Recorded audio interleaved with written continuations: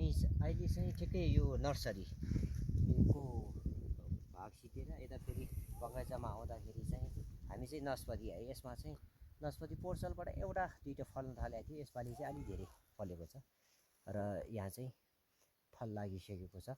मैले चाहिँ अस्ति प्रुनिङ गर्दाखेरि चाहिँ यो धेरै राख्नुहुन्न भन्ने हिसाबले यता पनि यसरी फलहरू चाहिँ फलिराखेको छ है।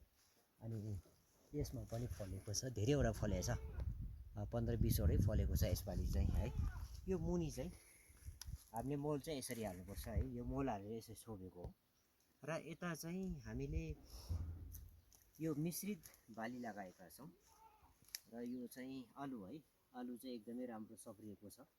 र मुनि चाहिँ हामीले एकै ठाउँमा बढीभन्दा बढी कसरी चाहिँ फाइदा लिन सकिन्छ भन्ने हिसाबले चाहिँ यो प्रतिस्पर्धा नहुने, प्रतिस्पर्धा जस्तो यो अब मकैहरू रोप्दाखेरि सिमीहरू रोप्दाखेरि चाहिँ यसले झेलेर चाहिँ यसलाई चाहिँ डिस्टर्ब गर्छ। र आलु बाली चाहिँ मुनि चाहिँ हामीले यो नगदी बाली कोसे बालीको रूपमा चाहिँ यो यसरी आलु लगाएको छौँ।